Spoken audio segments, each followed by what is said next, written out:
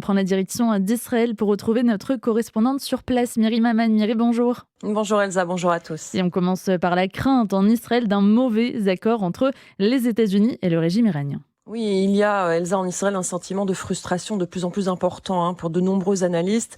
Jérusalem est tenue à l'écart des négociations entre Washington et Téhéran. Des sources proches du dossier ont affirmé à l'agence de presse Reuters que le Premier ministre aurait lui-même reconnu en privé son incapacité à se faire entendre par Donald Trump. Benjamin Netanyahou qui aurait confié à des proches qu'Israël ne disposait actuellement d'aucun levier auprès du président américain sur le dossier iranien. Il faut savoir que le bureau du Premier ministre n'a pas réagi à ces révélations, pas pour le moment en tout cas. La plus grande crainte en Israël, c'est un nouvel accord Obama, celui signé en 2015 entre les États-Unis et l'Iran, un compromis qui permettrait peut-être de ralentir temporairement la progression de l'Iran vers l'arme nucléaire, mais sans répondre à l'ensemble des menaces posées par Téhéran. L'accord qui se dessine permettrait au régime iranien d'obtenir un ballon d'oxygène économique et donc la possibilité de se réarmer en missiles balistiques et de financer à nouveau ses proxys dans la région. Selon plusieurs sources, le Premier ministre israélien tenterait de garder la main face aux menaces régionales, même s'il perd la main face au régime des Mollahs. L'objectif étant de séparer clairement le dossier iranien de celui du Hezbollah, une exigence qui pourrait compliquer les discussions si l'Iran réclame en contrepartie un arrêt complet des opérations israéliennes au Liban.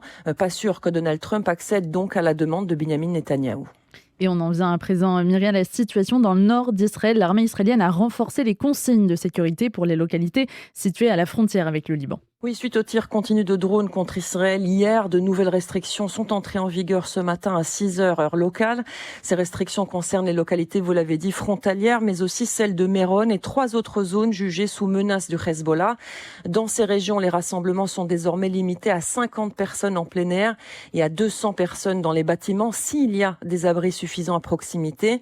Les transports scolaires ont également été suspendus dans la région, ce qui entraîne l'annulation des cours dans plusieurs localités, dont la ville de Kiryat Shmona.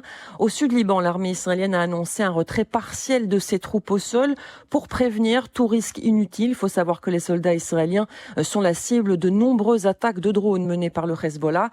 Toutes ces mesures, Elsa, sont mises en place en prévision d'un élargissement des frappes israéliennes contre l'organisation terroriste.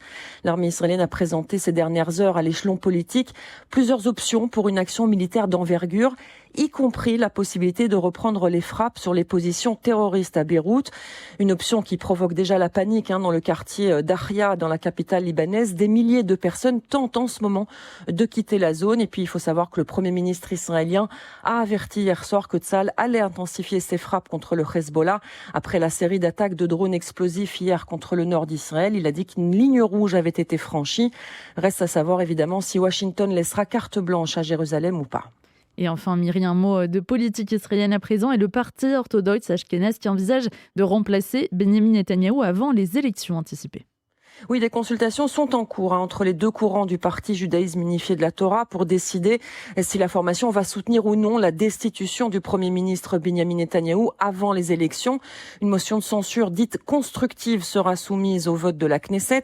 Le texte vise à destituer le gouvernement israélien et à nommer une autre coalition parmi les députés. Le temps que les nouvelles élections soient organisées, les noms d'un remplaçant pour le Premier ministre et pour les différents portefeuilles seront mentionnés dans la motion. Au cœur de la colère des orthodoxes, la fameuse loi sur le service militaire pour les étudiants des écoles talmudiques. Le projet de loi a été édulcoré et il est plutôt favorable aux orthodoxes. Mais les deux partis, tant Ashkenaz que séfarades, estiment qu'ils n'ont pas obtenu assez dans d'autres domaines et ont donc annoncé qu'ils ne voteraient pas cette loi. En tout cas, ils ne comptent pas l'approuver sans contrepartie. Quoi qu'il en soit, la dissolution de la Knesset, Elsa, a déjà été votée en première lecture. Les législatives devaient initialement se tenir au plus tard le 27 octobre. Elles seront donc avancées. La date du 15 septembre est souvent citée, mais pour l'instant, rien n'a été décidé.